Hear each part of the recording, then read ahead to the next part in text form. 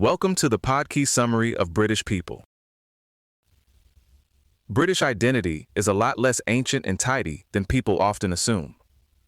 It was built in layers, on top of older English, Scottish, Welsh, and Irish identities, then shaped by union, war, empire, migration, and a long argument over who gets to belong. And that argument is still very much alive now, from civic ideas of citizenship and tolerance to the sharper political questions in Scotland, Wales, and especially Northern Ireland. Even the culture people call British turns out to be a constant exchange, borrowed, remade, and sent back out into the world. One of the clearest ideas here is that Britishness didn't appear fully formed out of the mist, like some mythic national spirit.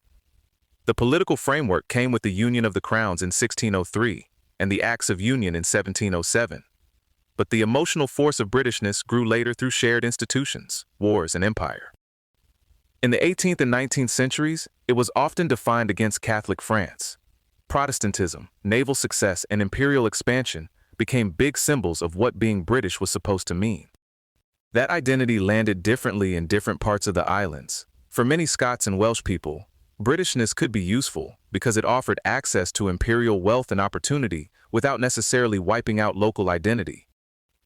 In England, though, Britishness was often treated as basically the same thing as Englishness, which helps explain why people still argue over whether it is a genuinely shared identity or just Englishness wearing a slightly larger coat.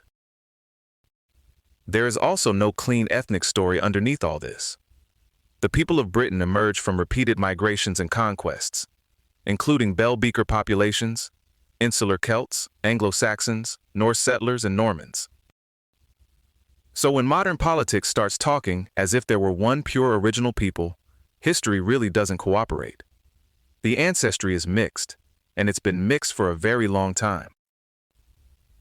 After Roman rule, Anglo-Saxon expansion narrowed the word Britain, so it mainly referred to Brittonic-speaking populations in places like Wales, Cornwall, Cumbria, and parts of Scotland, while Gaelic kingdoms developed further north. Those linguistic and political splits helped produce the later English, Scottish, and Welsh identities. Even medieval battles mattered here. Brunanburh is presented as one of those formative contests that helped shape whether Britain would move toward one dominant polity or stay divided among rival kingdoms. The scale of the British diaspora is huge, roughly 200 million people with British roots, compared with about 67 million people in the UK itself. The biggest concentrations are in the United States, Australia, Canada, and New Zealand. Migration didn't just add communities abroad. In Australia, Canada, and New Zealand, people of British origin became a majority or dominant population, while in places like South Africa and Chile, smaller settler groups still had outsized cultural and political influence. You can still see that legacy in the wiring of public life. Westminster-style parliaments, constitutional monarchies, the dominance of English, and even British symbolism on flags in countries like Canada, Australia, and New Zealand all point back to that history. And culture traveled the same way. Tea, cricket, football, parliamentary habits, school systems, and architectural styles moved through imperial networks, then got reinterpreted locally rather than copied exactly. That exchange wasn't one-directional either. Britain absorbed influences from the places it ruled and traded with, especially in food. Chicken tikka masala gets used here as the classic hybrid example, sometimes called Britain's true national dish, which says a lot about how national culture actually works.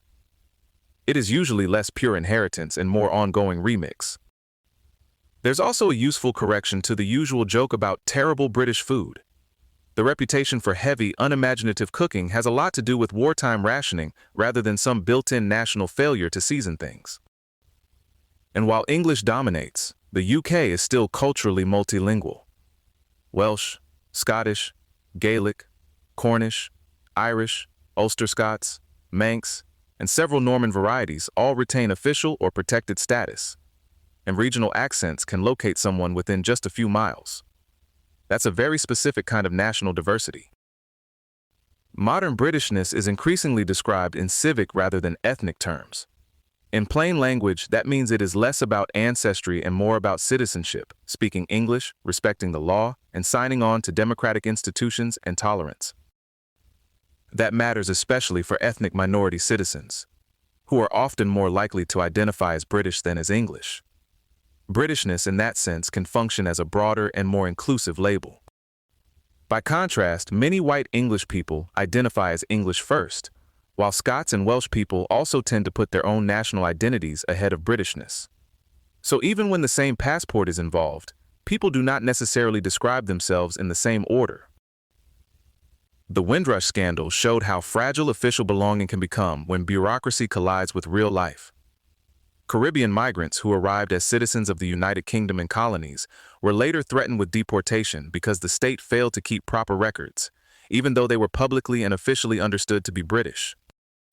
It's one of those cases where the paperwork and the reality were miles apart, and people paid for that gap. Britishness remains politically contested because the UK isn't one simple national community. It contains several, and they carry different memories, loyalties, and grievances. Devolution in the late 20th century strengthened Scottish, Welsh, and Northern Irish identities, and it also gave more room for people to reject Britishness entirely if they wanted to. Northern Ireland makes the whole issue especially sensitive.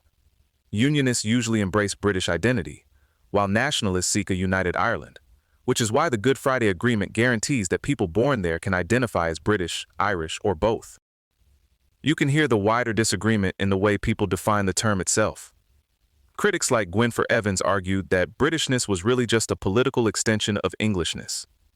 Supporters answer that it can be an inclusive allegiance to shared laws, institutions, freedom, and democratic values. That tension probably isn't going away, because both versions describe something real. Britishness has been a shared political framework, but it has also often been unevenly felt inside that framework. So the big takeaway is that Britishness is not one thing with one origin and one meaning. It's historical, political, civic, imperial, local, contested, and constantly being renegotiated. Which may be the most British outcome possible, really. A national identity held together by institutions, argument, and a cup of tea that probably came from somewhere else. This episode was generated by Podkey. Create your own at podkey.fm.